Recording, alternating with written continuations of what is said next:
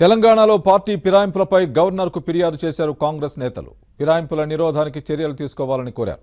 అయితే అన్ని అభిప్రాయాలను బయటకు చెప్పలేనన్న గవర్నర్ పార్టీ ఫిరాయింపులపై తర్వాత స్పందిస్తానని అన్నారు. తెలంగాణ రాష్ట్రం ఇచ్చిన కాంగ్రెస్ పార్టీని అక్రమంగా, అన్యాయంగా, దుర్మార్గంగా,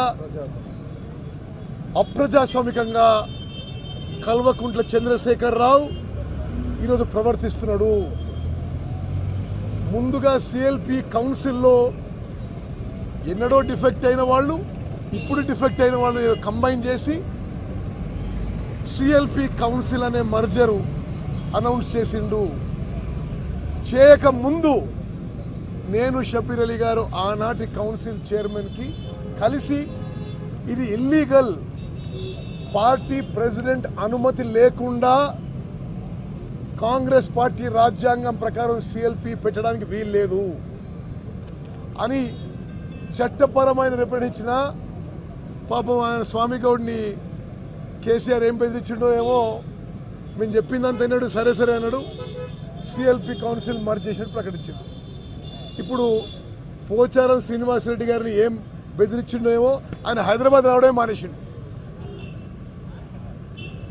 అంటే ఈ దేశంలో ఈ పరిస్థితి వస్తుందా?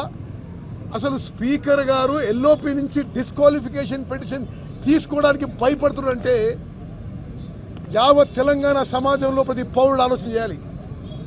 అంటే కేసీఆర్ ఏమనుకుంటే నేను నా కుటుంబం బతకాలి, సంపాదించుకోవాలి, మేమే మొత్తం ఆక్రమించుకోవాలనే విధంగా ఈరోజు వాళ్ళు ప్రవర్తిస్తున్నారు. మీ అందరికి తెలుసు, మీడియాకి తెలుసు, ఒక్కొక్క ఎమ్మెల్యే ఎందుకు అమ్ముడు పోయిండో, దేనికి అమ్ముడు పోయిండో ఒక్కొక్కరు ఓ సందర్భంలో పోయినట్టు మీకు తెలుసు. స్టేట్మెంట్ ఇచ్చిండు, కండువ కప్పుకున్నారు. వాళ్ళని కలిసి ఈరోజు సిఎల్పి మర్జర్ ఆలోచన చేయడం చాలా దుర్మార్గమైంది. భారతదేశానికి స్వాతంత్రం తీసుకొచ్చిన కాంగ్రెస్ పార్టీ, తెలంగాణ రాష్ట్రం ఇచ్చిన కాంగ్రెస్ పార్టీ, కాంగ్రెస్ లెజిస్లేచర్ పార్టీని 3 ఏళ్ళు కాలేదు, 10 ఏళ్ళు కాలేదు టీఆర్ఎస్ పార్టీలో మర్జ్ చేస్తే దానికి ఏమన్నా సార్థకత ఉంటుందా? యావత్ తెలంగాణ పౌరులు ఆలోచన చేయాలి. ఇది ఎంత దుర్మార్గమైన ఆలోచన.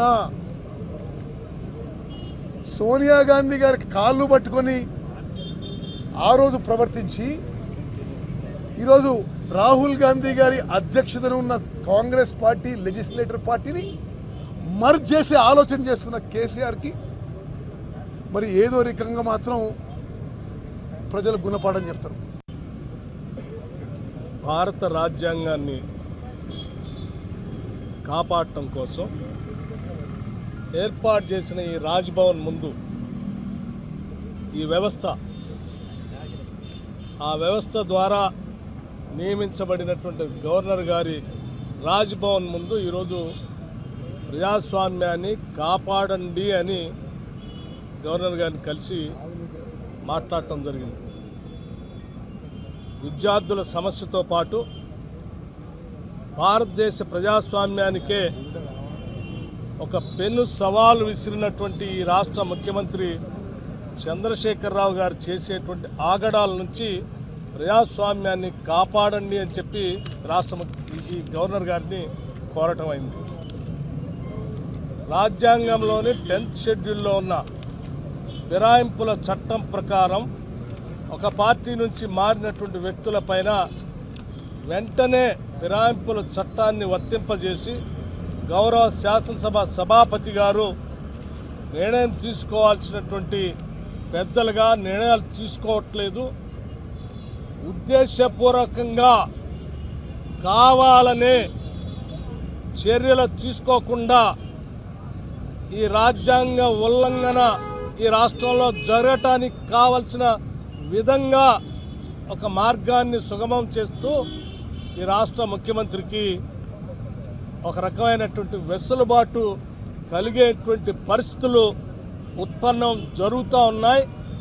అటువంటి పరిస్థితిని తీసుకొని వస్తే, అదే జరిగితే రాజ్యాంగ పదవుల్లో, కాన్స్టిట్యూషనల్ పోస్టులో పాత్రలు నిర్వహించాల్సినటువంటి గౌరవ సభాపతి గారు కానీ, హిజ్ ఎక్సలెన్సీ గవర్నర్ గారు కానీ లేకపోతే అదే కాన్స్టిట్యూషనల్ పోస్ట్లో ఉన్నటువంటి ప్రతిపక్ష నాయకుడిగా నా పాత్ర కానీ ఈ ప్రజాస్వామ్యానికి నష్టం చేసినటువంటి వాళ్ళ వ్యక్తులుగా మిగిలిపోతాం